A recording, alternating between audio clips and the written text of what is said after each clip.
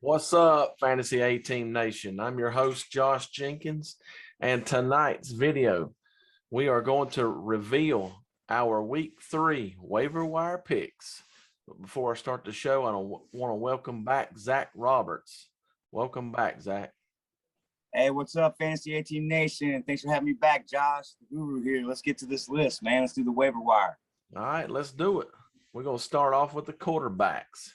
Yeah, we're going to start with quarterbacks. My number one off the waiver wire, if Gruden's right, so that gives you a hint, Derek Carr. If Gruden's right, he says the MRI says he thinks he's going to play this Sunday, so take him at his word for it. We'll probably try to do an injury report come Friday or Saturday for you guys.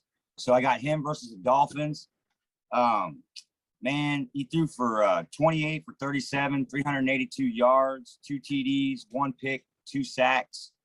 I think he's just going to build off that. That chemistry there is getting real good over there. They're starting to be a top offense. I mean, even though they're having a struggle to get those wins, I think that he looks pretty good as long as the offensive line there can keep him upright. He kind of got slammed a few times last week, so that one, is what kind of hurt him. So we'll see what happens with the injury report. All right. Oh, did you write down how much he was owned in? I didn't write it down. Do what now? What was he rostered in? Did you write it? Yeah, Derek Carr was registered in 32.7% of the leagues, and he was started at 13.1. So you people should be able to go pick him up. Next, I got Daniel Jones. Daniel Jones versus Atlanta, 32nd ranked against the pass. He's only owned in 2.2% of the leagues. I think he was only started in 1.3. He was 22 for 32 attempts last week. So see, 32 completions for 32 attempts, 249 yards, 1 touchdown, 0 picks. He did get sacked 4 times, but however, he rushed 9 for 95 in a touchdown. So he had a great game. The extra rushing yards really makes a difference for your fantasy team, for your points. So, if you can't have a guy that's winning every week with great numbers, it's good to have a guy that loses every week with great numbers. So Daniel Jones is a viable option going forward. The offense looks like it's going to kind of purr. I mean, it's going to be a mediocre offense. And when the right matchups come for your players, if you plug them in, you should get some good points from them. What do you think? I agree. They're not the best team out there, but I don't think they're the worst. Daniel Jones, he balled out Sunday. I think it was like just a touch under 350 yards total offense. Yeah, which is amazing for your quarterback to put out. And what's going to happen, people, is it's only going to get better when Saquon Barkley gets a little bit healthier and is able to run the ball and push the defense a little bit, So once they challenge him in the run, it's going to open up the pass. So look for that later. He's going to have some good starts later too. So go grab him if you can. So next I got Sam Darnold, and you and I were talking about this matchup. Everybody kind of talked trash on Darnold because of where he was. If you look at his last 2 games, man, he's pretty solid quarterback. So you give this guy a little bit of talent, and he can do something. He's going against Houston on Thursday night. So I think with a short week, if they do what they've done the last 2 weeks, I think Darnold has a chance to have some good numbers. You can go get him. He's only owned in 3.1% of the leagues, 1.1% started in. He was 26 of 38 for 305 yards, 2 touchdowns. He did have 1 pick. But like I said, look for him to build off this success. And I think he's starting to kind of heat up a little bit. So we'll see what their offense can do this week in a short week versus Houston, who's missing the quarterback. So that's probably or missing the starting quarterback, which probably means that maybe an extra 1 or 2 possessions for Darnold and his team. So look for him to have pretty good numbers. Yeah, I would agree. I actually think that this defense that Carolina's got is going to eat. They're going to tear that rookie up, I believe. Yeah, Houston, that Wells guy or whoever it is starting. I think that's who they said they named. I didn't look too much into him. But with that said, last week, man, we didn't put him on here, but we should have, is the Heineke guy for Washington. It was a short week, so I didn't get to study much about him. But he played great last week. He was 34 for 46. He threw 46 times. He's going against Buffalo this week, which is a tough slate. They have them as a number 1. defense. But I think it's going to be a kind of game where they're going to be trying to maybe play from behind. So McLaurin, Gibson, and Logan Thomas are going to get a lot of the ball. I think you could go get him. He's only 1.1% of the leagues have him rostered, only 0.4% started in. And I think that, last week he did all right coming in like he did or whatever. That was his first week with a full start, and he did good. So look at him to have better numbers, I hope. I mean, he's going to learn the offense. I don't know if he can have better than 336 yards, but I bet he throws for 250 and maybe 2 touchdowns. If not, Antonio Gibson's going to get the ball a lot. So. Yeah, I'm anxious to see if Washington's defense can do anything like Pittsburgh did, slow the Bills down and maybe, make it a shootout. We'll just have to see. Sure, if you can get a couple 3 and outs and give him a couple more opportunities to get some sort of a rhythm going or something, he could really light it up. So, defensive coordinators don't have a lot of film on him, so he has a chance to surprise people. With that said, we'll put Matt Ryan on here too for you guys.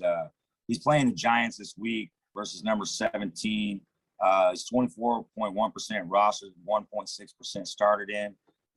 He was 33 of 46. So anytime you got a quarterback throwing 46 times, 300 yards, 2 TDs. He did throw 3 picks though. So hopefully he gets rid of the picks this week. He was going against that Bucs defense. It's going to be hard because they're going to, they're good. You got Cordell Patterson as number 1 on the running backs. I do. Yeah, and that's all I've got really too. I'll have one more honorable mention on there. But Cordell Patterson, he's a unique guy because they have him slated as a running back this year.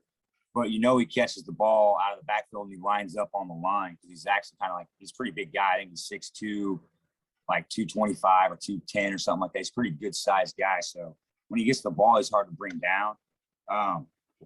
He's going against the Giants. They're ranked 25 versus the run. Only 0.9% have him rostered, so you all should be able to go get him if you want him and stash him. Like I said, he's a unique guy, so he gets carries. So he was only 7 for 11 on his carries for 1 touchdown, though.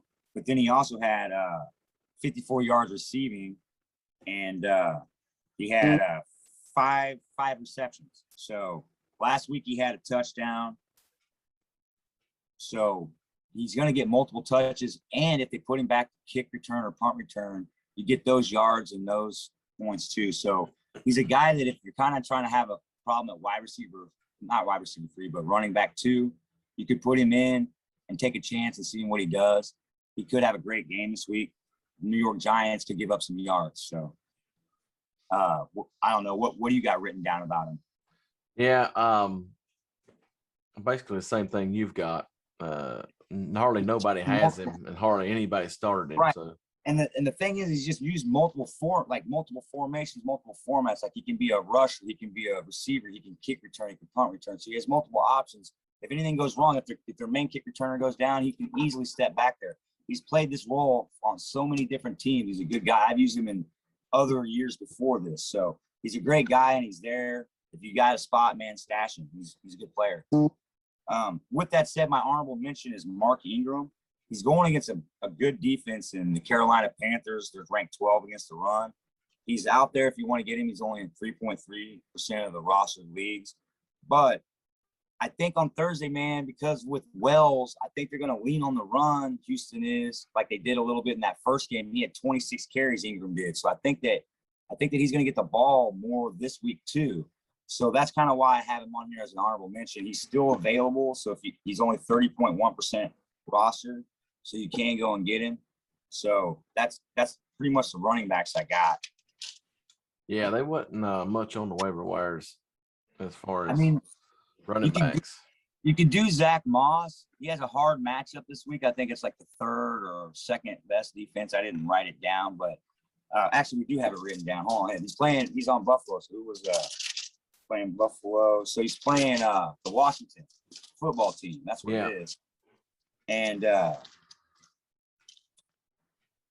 I don't know. What's your thoughts on it?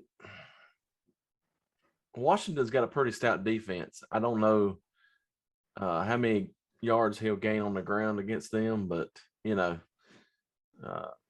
The thing about him, though, is he's like the red zone guy. You know, Devin Singletary's kind of out of the backfield with receiving, and he's in the middle of the field with the ball because he's really fast. But when they get down to that red zone, man, that's how Zach Moss had that touchdown last week. So, like, if you're in a regular touchdown league, you can pick up Moss. In a PPR league, Moss is a hard start unless you're putting him at your flex or something. But even then, there's probably other viable options at receivers. So, it's a hard pickup this week for running back, but, you know, that's the only two I can come up with. Yeah, I agree. We want to jump into tight ends now. Or we go wide receiver. You want to do tight ends first? Yeah, let's go ahead and jump into tight ends. Sounds good. Start it off, Claire. All right. My first pick in the tight ends for this week's waiver wire, I want to go with Max Williams from the Arizona Cardinals. And all that a high potent offense that they've got over in Arizona, tight end. It's crazy in Arizona right now, people. If you can get a guy from Arizona, like we're gonna name a guy down here in the list that I hadn't even really recognized or watched much of until I heard him on the red zone scoring last week. So there's gonna be a lot of these guys. These guys are top 1% athletes at their position, even when they're the third, fourth, fifth buried on the bench. So when these guys get a chance in a high potent offense like Arizona and Kyler Murray, man, the guys can come out of nowhere and be crazy.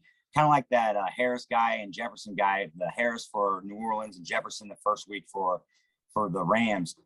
They only had a couple of catches, but they went for big time yards. And it's because no one really has them on film, don't really know how good they are. So yeah, I agree with Williams had a great game and that high offense. He did 7 for 7 for 94 yards.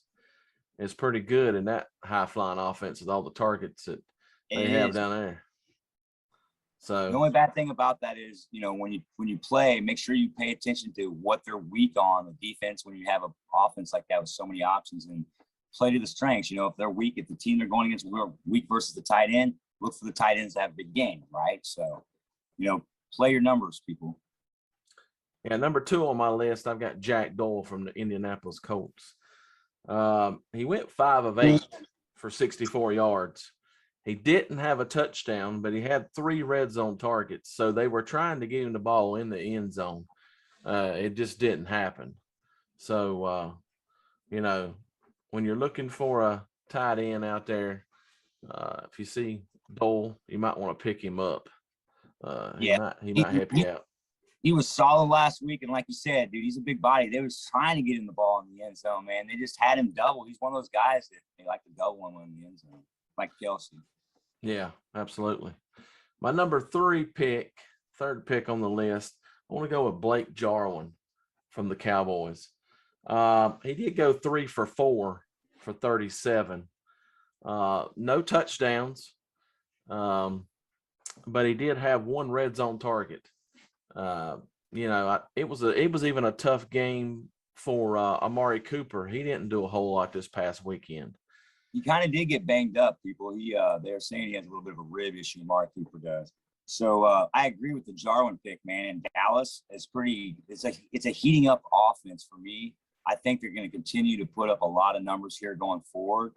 And Jarwin, man, he's really surprising me. He's looking really good. So I look for him to probably even get in the end zone this week. So they have a lot of different options. And if Amari Cooper is not going to be available, Gallup's still out. Even that Wilson guy, if you guys can get him, he's going to have some extra numbers this week. Number 4 on the list, I'm going to go with my hometown Carolina Panthers tight end, Dan Arnold. He played fairly well, 3 for 4 for 55 yards. He didn't see the end zone, no targets. But, you know, that team's on the rise after bringing in Sam Darnold. And that defense is pretty stout. Remember, people, I agree with you wholeheartedly, bro, because Dan Arnold was on our to-watch list at the beginning of the year for tight ends, remember? So he's doing exactly what we thought he was going to do. And we were kind of worried about Christian McCaffrey. He looks solid now. So with that happening, it's going to suck the defenses up to try to stop the run or stop the short passes. It's going to open it up more for Dan Arnold. He's going to get some more behind. Look at what Robert Tanyan's doing because Aaron Jones is playing so well, right? Similar thing's going to happen because McCaffrey demands so much attention, and guys like Arnold, who kind of go below the radar, who are still great players, tend to just rack up numbers, kind of like Mark Andrews does there in Baltimore. So very good picks, brother. Yeah. I also want to mention Robert Tanyan. He did have a good game last night. Goodness, great. He did have a touchdown. So that's another one you might want to keep an eye on. Tanyan's going to be a star he's going to be by next year. We're going to be talking about Tanyan with Waller and Kelsey and some of these other up and coming young guys that we've been naming. So look for these guys to be on the rise. Like he said, this offense and everything, the whole Carolina offense, man, is starting to heat up. Yeah. One interesting note, none of these 4 or 5 tight ends that we've mentioned tonight is rostered in 4% of the leagues. So they all be available pretty much in every league, guys. Yeah. Pretty much available. Hey, and bye weeks are going to be coming up, people. So that's something we need to start. We're going to start focusing on too, because this is only week 3. By next week, man, we're going to start to have bye weeks. So we need to start focusing on, picking up people to trade out either the week before, looking at matchups and stuff. So start listening to these waiver wire things and you start having to replace some of these guys at least for a week. All right. You want to jump right into the wideouts? Yeah, let's do the wideouts, man. I really like the Colts right now. Their offense is really pretty good. And versus the past, both all the Colts wide receivers are going against the 32nd ranked defense in the Tennessee Titans. So with that said, Zach Pascal is probably the most easiest to go out and get. He's rostered in only 12.9% of the leagues and only 5.6 started him. He had 5 receptions on 6 targets for 38 yards and a touchdown. I believe those numbers are going to double this week.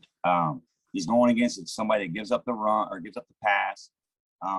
And so Pascal's going to get a lot more targets this week versus someone who's on a weak pass offense. They're just going to put it into planning anyways. And then with that said, man, Michael Pittman Jr. had a heck of a game last week. All right. He had 8 receptions on 12 targets for 123 yards. He didn't get in the end zone, but he had 3 red zone targets. He's also going against the weak defense. But the problem with him, he's a little bit harder to pick up. I picked him up last week in one of my leagues, and I drafted him at the very end of another league that I was in. So a lot of people kind of started to know about him from last year. He played well. So he's 66% rostered. So and only 9.9% started in. So you might even catch someone dropping him because they're playing a different matchup this week. I don't know why they wouldn't play him. I would play him, but you never know. So those 2 guys I like both. What do you think about the Colts offense? Yeah, I think as long as Carson Wentz is healthy, I think, of course, he's going to sling the ball down the field. But who was the kid that they had in for him? I can't remember. That Jacoby Brissett, wasn't it? Yeah, he plays all right. He played pretty good. Yeah. All right. So who's okay? After your Colts, though, on the list, after that, who do you have next? Do you have Osborne next? Actually, Rondelle Moore. Yeah, my number 1 pick would be Rondelle Moore from the Cardinals. Right. I have a little harder matchup versus the number 19 against the rush, the receiving. But the kid's a stud. Like I said, you mentioned it before, having someone in that offense, having someone like you had said, having Williams, right? So again, another player that was under the radar, Rondelle Moore. Like I said, he's a top 1% athlete at his position. So now that he got a chance last week, he went off. No one had film on him. They're like, "Oh, let this guy go. He don't catch the ball." He caught 7 for 8 for 114. He had 2 red zone targets. I look for him to build off of that. So they're going to spread the ball around there a lot. So it's going to be hard to predict exactly. But with this matchup, they're ranked 19th versus the pass, the team they're playing. So they're going to put it in to pass more in the, to the wideouts in this week's package. So look for him to get the ball. Yeah, I totally agree. He had 1 touchdown in that game. He's had 2 back-to-back excellent games. And I don't see anything changing. I think he's probably cemented his place in the offense. Right. So him and AJ Green are going to fight for targets because it's obviously that Hopkins is going to get the ball. Then you got Christian Kirk that he had went to college with. So they have chemistry whenever he's open, but he plays the slot and some other comes, like I think they line him in the backfield and he comes out of the backfield too. But then you got this Rondelle Moore guy. So you throw in the Williams with the tight end. There's so many possibilities here. So there's a lot of numbers to be had, but you can't put him in. You can't start him in your wide receiver one position. You're going to start him in your flex, or if there's a 3 wide out, you're going to put him in your wide receiver 3. And he has a high upside, and a lower ceiling because he has so many other people that are going to chance to get the ball. But they have a good defense there. They rush the pass very good, so they could get some turnovers and get more chances to pass the ball. So with that said, I think he's a great pick, like you said. You would even put him at the number 1 above Zach Pascal. So I like that Colts offense and that matchup. So that's why I like that. But if you can get any of those guys, go get them. Yeah, I agree. He is definitely worthy of a flex or possibly taking that extra wide receiver tight end spot. Agreed. You got KJ Osborne next then, right? I do got KJ Osborne next. That's what I have. Okay, so versus Seattle, 11th ranked defense versus the pass. This kid's in everybody's league, bro. He's only rostered at 0.4%. So everybody can go get this kid. Looks like a good compliment to Jefferson, and Kirk Cousins was slinging the ball last week. I have Jameis Winston in one of my leagues, and when I saw what was happening, I went and I picked up. I went and picked up Kirk Cousins actually before the game started on Sunday, so that I could have him on my roster starting this week. So for you guys that don't kind of know how that works, like if you have a player that you can still drop, and that guy hasn't played yet, you can drop a player that hasn't started yet that day and pick up. So when I saw how bad Winston was playing, I was like, I got to have somebody else. And the other one I already had was Burrow. So I was like, I got to get somebody else. I picked up Cousins, and he had a great game. So he played great after I picked him up. And I look for him to build off of that because they're going against Seattle, and then we're going to have like a shootout, I think. I mean, maybe Seattle's defense tightens up, but I believe they proved themselves of an offense last week. Minnesota did to me. I believe that they're going to move forward, throwing the ball a lot with Cousins. And I believe this KJ Osborne and Jefferson are both going to get the ball a lot there. Yeah, I agree. I actually have AJ Green coming in my number 3 pick. All right. Yeah. Keep him out, player. Yeah, he had a very solid game amongst all those athletes on that team. 3 for 6, 44 yards, a touchdown. And they targeted him 3 times in the end zone. He's so big. Yeah, so they're trying to get him the ball down there. And they will get chemistry with Murray. It's his first year with him, so don't worry, people, man. Murray had to prove himself to me, so his rookie year, I wasn't high on him at all. Then he proved himself last year and this year, man. He's a stud. So that kid's got great field vision, bro. So look for him to find him and get him the ball in the end zone. His problem was he was just injury prone in Cincinnati. But he's being double teamed all the time. He's being jammed fine every time. Now you got Hopkins over there. They got to double team Hopkins, right? That leaves AJ Green kind of wide open. You know what I mean? So it gives you more options. That's why it's like, okay, people, when you're playing football, it's all about mismatches on the field. Look what like when Kelsey does to people. You can't put a safety on him. He's too big. You can't put a linebacker on him. He's too fast. See what I'm saying? So it's all about the mismatch. Look for those every week. So I like that pick. Yeah, this team can actually afford to have a person go down, maybe 2, and still be in good hands. Yeah, not even. Yeah, they've got that many athletes on that team. So what you got, Patrick next, or do you got Watkins next? No, I've actually got that Braxton Burrows guy. Oh yeah, that Burrows. It's hard for me to go high on any Jets player, but somebody's got to get the ball there, people. Yeah, he went 7 for 11 for 73 yards. Him and Wilson have some sort of chemistry then. Yeah, I mean, this guy, there's no way anybody can have him on their team. I mean, he's rostered in 0.1. He started in 0. So he's out there. If you guys need somebody.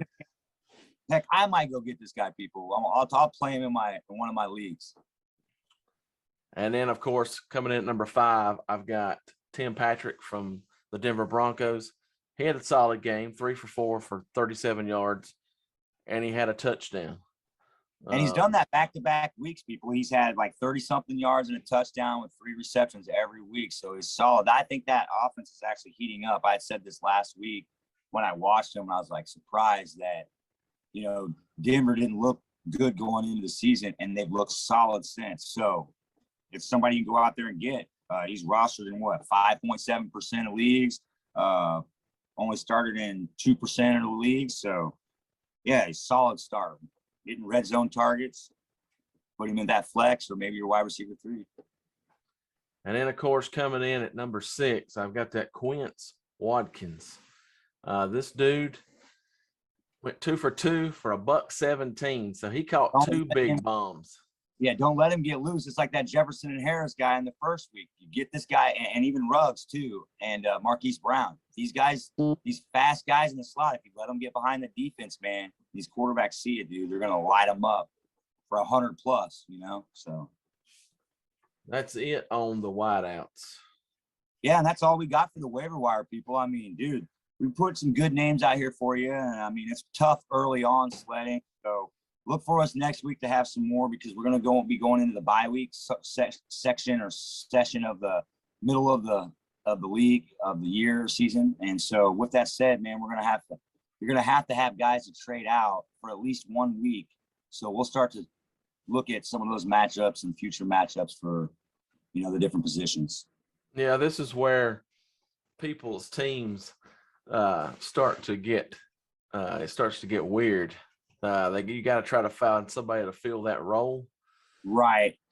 Especially the first couple of weeks you can score a lot of points, especially if offenses in the September usually have, you know, it's warmer, people play better, not banged up yet, and once you hit that, like you said, that first week of the bye weeks, man, some of these powerhouse teams that are like 3-0 in your league, 4-0, they start to lose because some of their players have to go on bye, and it's hard to replace some of these guys. And especially you get into a 12 or 14 team league, people, it's really tough to replace some of these people in your lineup. So that's when you really got to see, you know, how well people are drafted. So, and how well you are picking up on the waiver wire. That's why you have us, people. So we appreciate you guys coming by every week, stopping by, checking out the videos, hitting the subscribe, hitting the likes, sharing it to your friends and anybody else that you know. Say, hey, this guy had good advice last week. So we appreciate all that, man. With that said, what's up, Fantasy Nation? Tune in next time. Let's go.